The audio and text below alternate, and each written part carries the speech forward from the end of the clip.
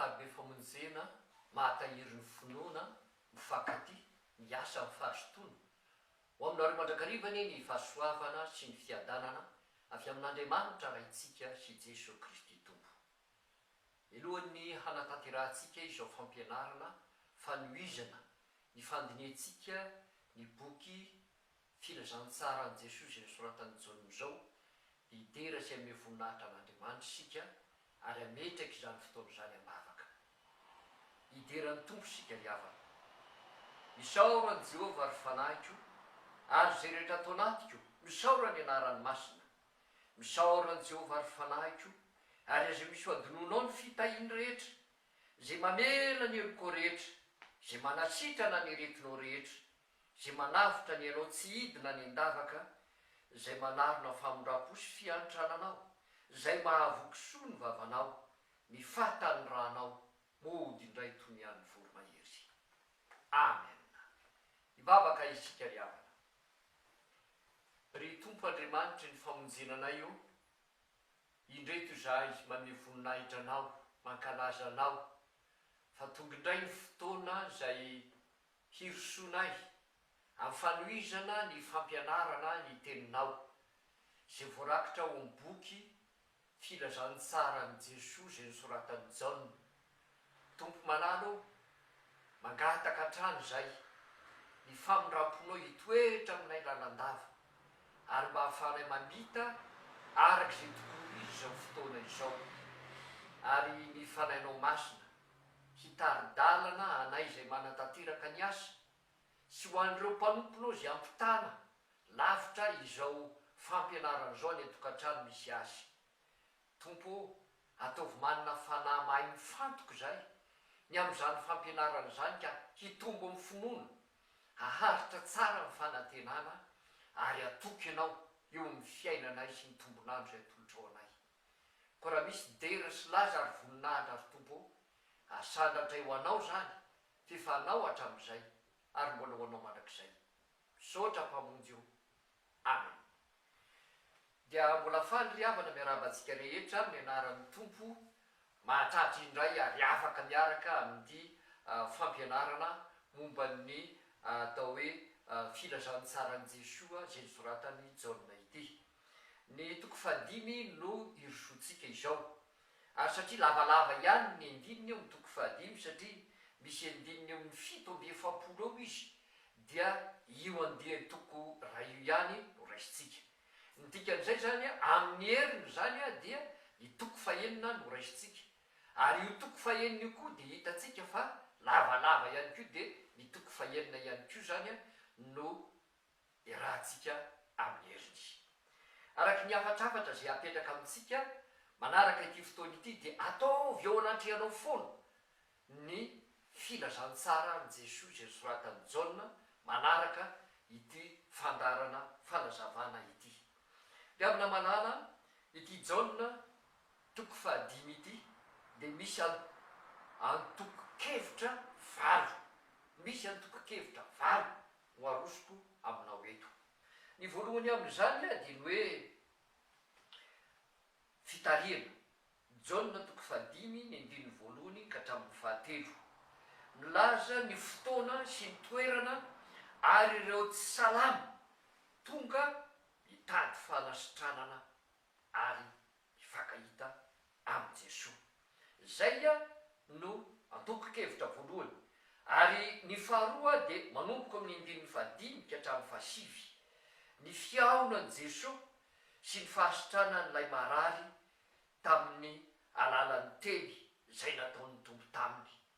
Zany hoe io marary io dia efa nitady fahasitranana ny tritry ny taona maro teo, kanefa dia teny iray monja no nataon'i Jesosy raha nanontany Jesosy hoe teo sitrana va ianao, dia nangataka taminy io lehilahy io ka nomeny izany fahasitranana izany. Ny 7 manaraka an'izany dia eo amin'ny andininy 10 ka hatramin'ny 17. Eo amin'ny andininy 10 ka hatramin'ny 17 dia manambara ny ady hevitra nataon'i Jesosy sy io lehilahy sitrana io, ka hita zany tao anatin'izany fa noheveriny reto Jesosy reto fa nandika ny sabaty izy, nibata ny fandringy ka mitondra ny zanany nandeha tamin'ny andro sabata satria zany mibaiko azony tamin'i jesosy raha nanasitrana azy to batao ny fandrinao ento ny fandrinao de nyraisy ny ary ny batainy de nitsangana natanjaka izy ary nitondra izany fandriny zany ary hitany jiosy moa izy tao anatin'izany ka oeritreretiny jiosy fa fandikana ny sabata ity natao ity. Ny manaraka an'izay a dia eo amin'ny andininy fa 4 ka hatramin'ny 9 io indray a ny antoko-kevitra manaraka fananarana nataon'i jesosy tamin'ilay marary sitrana sy ny valiteny nataon'ny tompo tamin'ireo jiosy nanometsiny azy ary nanometsiny azy satria nanasitrana tamin'ny andro sabata izy. Io de hitantsika eo amin'ny andininy 7 ao a ny filazanan'izany teo amin'ny jiosy mantsy a dia tsy mety mihitsy zany fanatanterahana zavatra toy ny hoe miasa zany rehefa sabata ny andro ka de nanometsiny an' jesosy izy ary jesosy namaly azy ireo ny mikasika izany fanomezantsiny izany. Ny manaraka an'izay a dia eo amin'ny andininy 7 ka hatramin'ny 7 toy ny teny nataon'i jesosy tamin'ny jiosy milazany amin'ny jesosy kristy sy ny ray ary ny fanamafisany jesosy kristy ny fahefana anaovany izany asa mesianika izany. Reny asa mahagaga ireny, reny asa zay manambara ny asa mesianika ny tompo ireny de maneo ao anatin'ny valiteny ambaran'i jesosy ny amin'ny fifandraisany izy sy ny ray Andriamanitra ray zany ka ny ataon'ny ray sy ny fahefan'ny ray de toy izany koa no ataon'i jesosy kristy sy ny fahefana ananany entiny manatanteraka izany asa izany. Ny andininy 7 ka hatramin'ny 5 dia ny nanambarany jesosy ny fahamarinany nataony sy ny filazany jaona mpanao batisa ary io zany a de nanambarany jesosy kristy dinidinika tamin'ireo zay nanoloana azy ka miady hevitra taminy ary nasehony jesosy fa marina zay zavatra nataony fa tsy diso araky ny heverany jesosy azy akory ary ny filazany mikasika any jaona mpanao batisa ihany koa ao anatin'izay mbolo resantsika io a ao arina kely ao.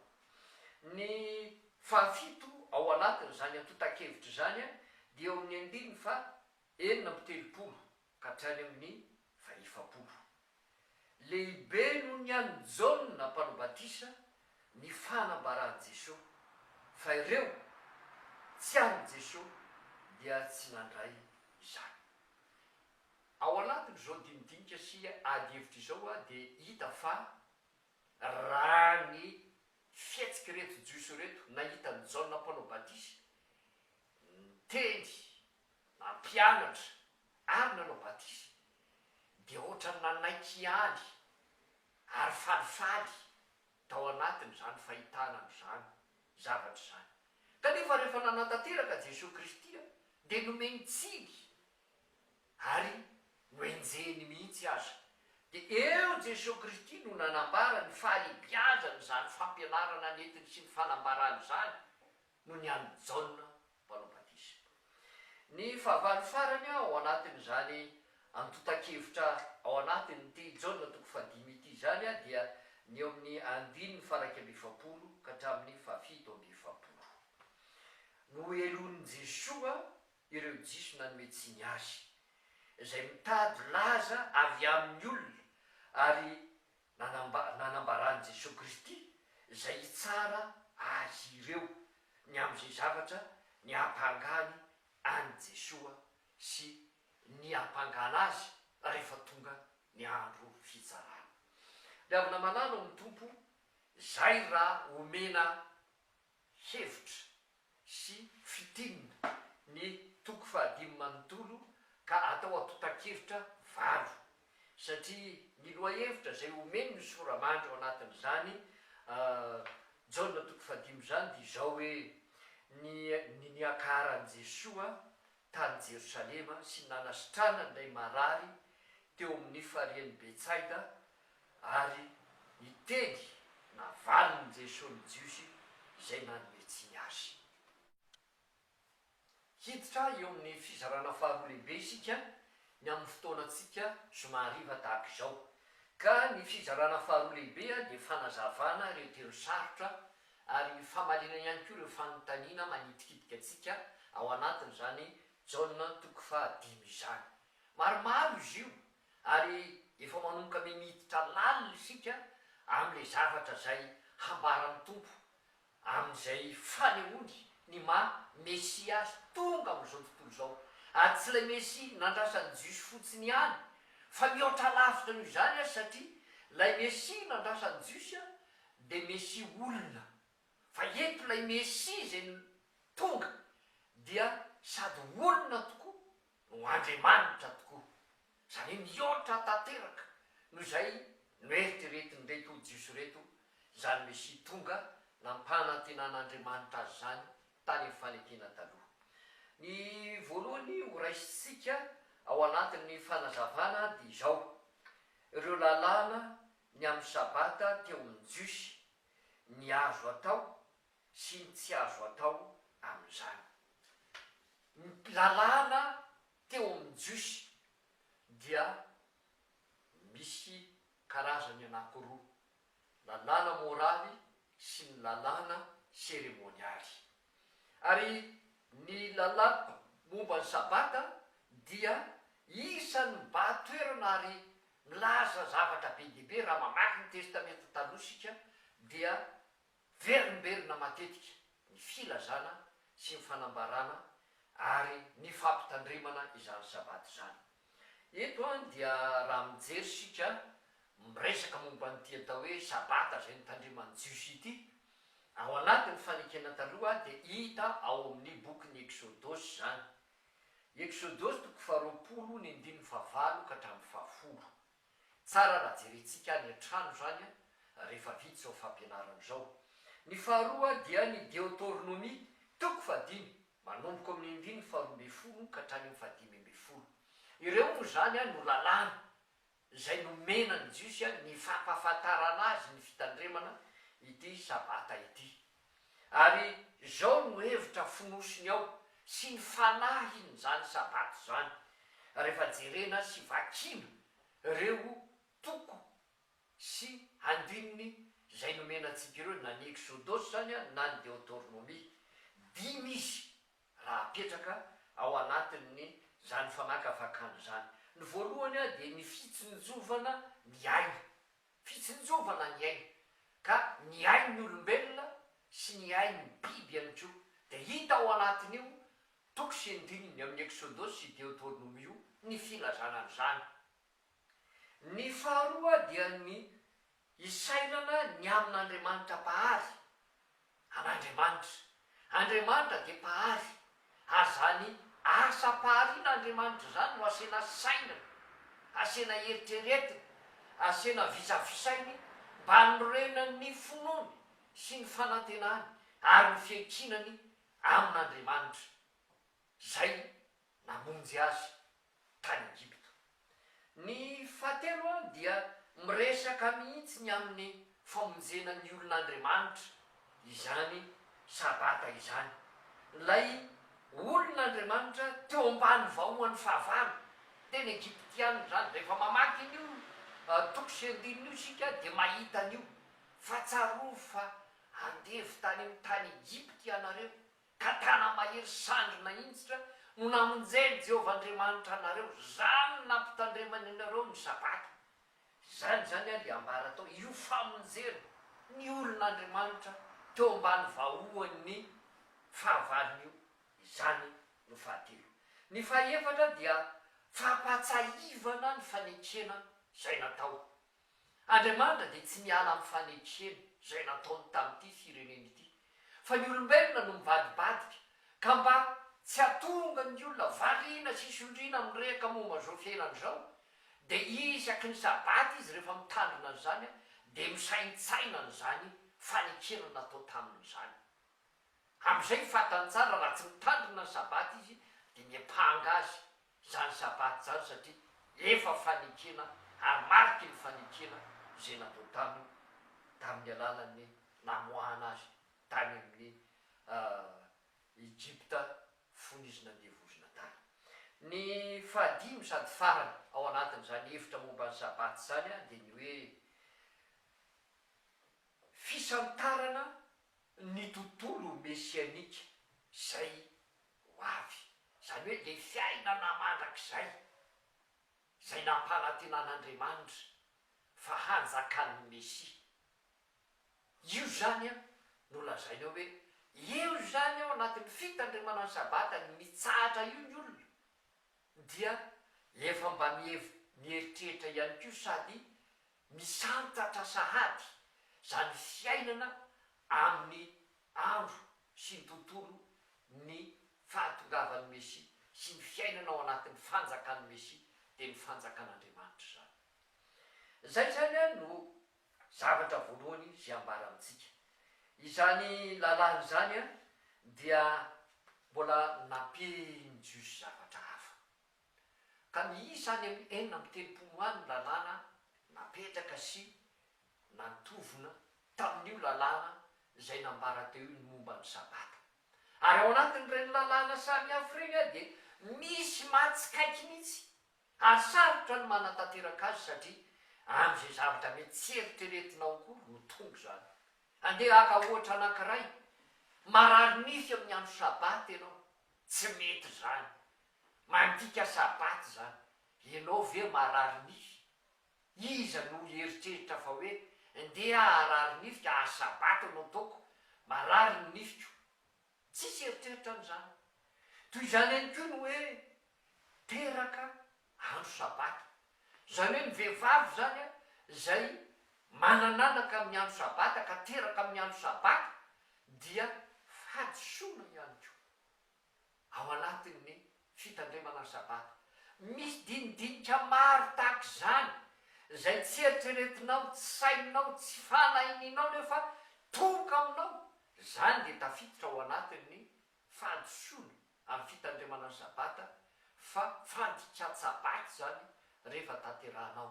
Ary zany ndinindinitsoratra lalàna sy fitsipika maro zany tonga navesatra teo amin'ny olona ny fitandremana ity sabata ity. Ary zany indrindra natonga an' Jesosy hiteny ary nanambara manao hoe ny sabata de natao ho an'ny olona, zany hoe ny fitsaharana de tokony fiainan'ny olona zany ary efa nomena Andriamanitra azy zany, fa tsy ny olona indray no fatorany zany lalàna momba ny sabaty zany ka manjary eta mavesatra ho azy ny fitandremana sy ny fanarahana ary indrindraindrindra ny fiainana ny amin'izany sabaty zany. Dia hoy Jesosy Kristy mamarana azy ao amin'izany teny zany hoe tompony sabata azy ny zanak'olona. Io dia hitantsika ao Marka 4:9-20. Satria Jesosy Kristy efa nanambara any amin'ny filazantsara nosoratany Matio any fa makanesa ianareo aty amiko zay miasa fatratra sy mavesatretana, zany ho anome anareo fitsaharana. Inona moa zany fitsaharana zany? Zay ny sabata, fitsaharana am'izay mandreraka rehetra ao am' Jesosy misy an'izany, ary Jesosy no afaka manolotra an'izany. Jesosy ny tompony sabata satria Jesosy afaka manome fitsaharana ho an'izay manaitaina. Zay zany no aoko hotsarotsika sy ho fantatritsika. Amarana antsika ny voalohany iny dia ambara amintsika fa marary olona io, ary zany aretina mahazo azy zany de efa nahazo azy amampolo taonany maro. Io ny fanaintainany, io ny entana mamesatra azy, io ny fahavoazana mahazo azy, ary io ny fijaliany, tsy zakany zany. Ary mba mitady fahasitrana izy ka tonga eo amin'io rano zay hoe rehefa mietsika de mitsoboka oa de sitrana, tsisy mampitsoboka izy nefa satria izy malemy, de mianahana fotsiny eo ivesara am'izany zavatra manaintaina sy mampangifiry azy zany. Tsy misy fitsaharana amin'ny fiainana. Koa rehefa nahita an' Jesosy izy ary nifanena tamin'ny tompo de nomeny Jesosy an'izany fitsaharana zany. nositran'ny jesosy tamin'izany aretina mamesatra azy isan'andro ary fantatritsika izany aretina izany fa entiny eny tsy mba misy fitsaharany na ray segondra azy fa eny amin'ny fiainana eny nitsara tamin'izany ity lehilahy ity. Ny faharoa ao anatin'izao andiny soratra masina sarotsarotra jereny zao a dia eo amin'ny jaona toko fadimy ny andiny faraiky am'roapolo ka hatramin'ny fahatelo am'roapolo eo dia misy dinidinika zay resahana ny fahefan'ny ray sy ny fahefan'ny zanaka dia iray ihany amin'ny mahandriamanitra azy. Zany hoe asehony Jesosy Kristy eo anatin'ny fampianarana lazainy eo sy ny ataony fa ny fahefanananany sy ny asa ataony dia le asan'Andriamanitra ray ihany. Ary zany ny porofo sy manambara fa Andriamanitra mihitsy Jesosy fa tsy olona fotsiny tahaka ny Geneverany Jiosy azy. Ary zay indrindra no hidirantsika ny amin'ny hoe raha miteniny Jesosy hoe Andriamanitra manangana sy mamelona ny maty, Jesosy koa manangana sy mamelona ny maty. Zay ny ambarany eo. Ny faharoa nomeny ray ny zanaka ny atao hoe fitsarana satria olona tokoa izy sady Andriamanitra tokoa ka olona izy sady Andriamanitra dia izy malala fanaintainana, malala fangiriforiana, malala fifaliana sy ny sisa ka ho an'ny olona rehetrarehetra zay alay-panaka mieritreritra hoe Andriamanitra ve dia halala fanaintainana. Andriamanitra anie dia fanahy dia Jesosy eto a olona tokoa mahalala ny fanaintainana, mahafantatra ny fangiriforiana, mahalala ny aina tamin'ny tsy fisina ary hita ao anatin'izany a fa na Jesosy koa aza dia hita fa nianjady taminy zay rehetra nianjady tamin'ny olona rehetra. Ary zay ny ilazana hoe nomenany Jesosy ny fitsarana satria izy dia nalay-panahy tahaka ny olona rehetra ihany koa ary zay fakapanana azo ny olona dia nahazo an' Jesosy ary mihoatra no zany azy satria tena fakapanahy mafy mihitsy ny ataon'ny Satana tamin'ny Jesosy fa resiny Jesosy avokoa ireny. Ka Jesosy dia notendren'Andriamanitra, natoloran'Andriamanitra ray azy ny fitsarana satria ao aminy no anafahana ny olona ho amin'izany fanameloana na fitsarana zany. Manaraka an'izay a dia ny fahefan'ny ray ny fahefan'ny zanaka ihany ho iaho teo fa ao anatin'izay koa zay manaja ny ray dia tsy maintsy manaja ny zanaka satria iraky ny ray izy. Io zany any hoe raha manaja ny ray ianao, Andriamanitra ray zany, dia tokony hanaja n'Andriamanitra zanaka ihany koa. Ary zay tenen'i Jesosy an'ireto olona zay manometsiny azy ireo satria tokony hanaja an' Jesosy raha ohatra ka mieritreritra hanaja an'Andriamanitra ray. Ny fahatelo ao anatin'izany a dia Jaona toko faefatra am'roapolo ny andininy fasivy am'roapolo ny fiainana ao amin'ny zanaka sy avy amin'ny zanaka. Manambara n'io teny io Jesosy hoe ny fiainana. Raha mijery sika zany a ny fiainana zay ambaran'ny tompo a dia lay tontolo manodidina azy, lay fiarahana aminy ary lay fiainana miteny fampanantenana zay nomeny ny fiainana mandrakizay. Ny fiainana avy amin'ny zanaka dia fiainana mandrakizay afaka amin'ny fanameloana, afaka amin'ny fanameloana. Fiainana mandrakizay afaka amin'ny fanameloana zany dia izao tsy ho tsaraina intsony izy. Zany hoe ny olona manana ny zanaka zany a ka mena n'io fiainana mandrakizay io dia tsy ho tsaraina intsony. Afaka amin'ny fahafatesana makeo amin'ny fiainana izy. Zany hoe io le ambara isaky ny manatanteraka ndrain'le fandraisana ny katekomena mpandray fanasan'ny tompo reny hoe tafita ny ala tao amin'ny fanjakain'ny aizina ho ao amin'ny fanjakany mazava. Ary ao anatin'ny fanjakany mazava zay izay le hoe fiainana ambareto. Ary zay mihitsy ny fiainan'ny maizina zany zay ambara dia tontolo ao anatin'ny fahafatisana na velliany aza dia velo ao anatin'ny fahafatisana fisarahana amin'andriamanitra ary ho fisarahana amin'andriamanitra tanteraka izany aoriana ary zay ny mahatsy fiainana azy satria ny tena fiainana dia ny fiarahana amin'andriamanitra telo izao ary ny fiarahana tanteraka amin'andriamanitra mandrak'izay. Manarak'izay ao anatin'izany toko sy andiny izany dia toy ny ataon'ny ray sy ny fahefana ananan'ny ray no ataon'ny zanaka sy fahefana ananan'ny zanaka satria nomena ny zanaka izany manatevina ny fanolazaina teriadroa.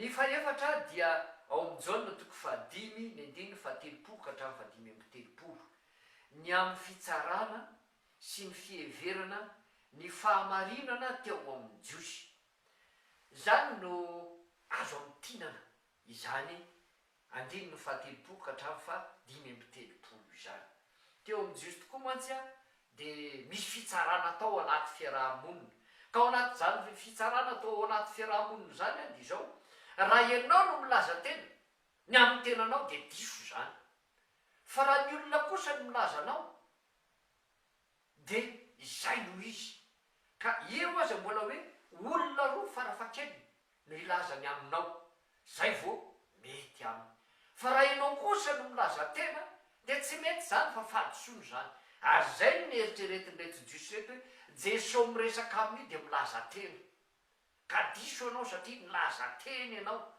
ka araky ny lalàna jiosy zany fahadisono zany ka diso anao ny filazanao ny tenanao.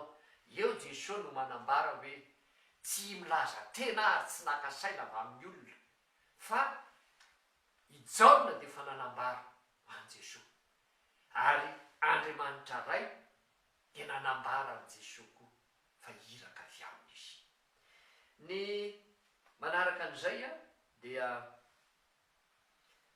ato amin'ny filazana momba ny soratra masina teo amin'ny jiosy.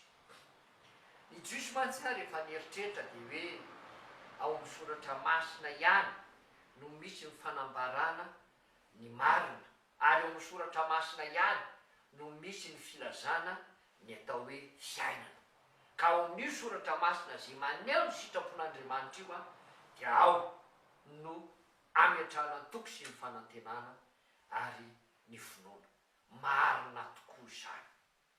Ny soratra masina teo amin'ny jiosy a dia ireto ny boky lalàna na Torah isika ireo le boky 5 voalohany. Ny faharoa dia ny boky tantara sy ny boky tononkira na poezia ary ny fahatelo a dia ny boky ny mpaminany. Raha zavaina amin'ny ankapobeny a amin'izay fanazavantsika azy ao anatin'ny fotoana fampianarana katekômena dia mizara efatra ny fanekena voalohany sy ny fanekena faharoa dia ny boky ny lalàna, ny boky tononkira, ny boky tantara ary ny boky ny mpaminany zany. Ao anatin'ireo tokoa no nanoratana ny Mesia, ny fanambarana ny amin'ny Mesia, ny fahatongavany Mesia, ny ataony Mesia sy ny vokatra azo amin'izany fahatongavany Mesia zany. Ary zany nandrandray ny jiosy, zany noeritreretiny ary dia zay no tenen'i Jesosy Kristy dinihinareo ny soratra masina satria mieritreritra reto jiosy reto fa mandinika ny soratra masina kanefa tsy mahalala zay ambara ny soratra masina ary ambarany tompo azy ao anatiny hoe tsy mihevitra sy misaina ao am-pony akory zay fikatsahana ny sitrapon'Andriamanitra izy eo anatrehan'izany ary zay ny tsy alalana zay ny tsy ahafantarany ilay Mesia efa tonga mijoro eo anatrehany ary maneho ny asa mesianika amin'ireny fahatongavany Jesosy Kristy ireny. Miavana malala ny tompo mila mitandrina tokoa isika ao anatin'izany satria eo anatrehan'ny tsy fahalalana dia aoko isika tsy hanamafy fo na hanamafy atoka na hanidy fieritreretana tsy saina zay zavatra ambarany amin'ny Jesosy Kristy fa aoko isika nokatra ny fo sy ny saintsika mampanahintsika handray le teny fiainana.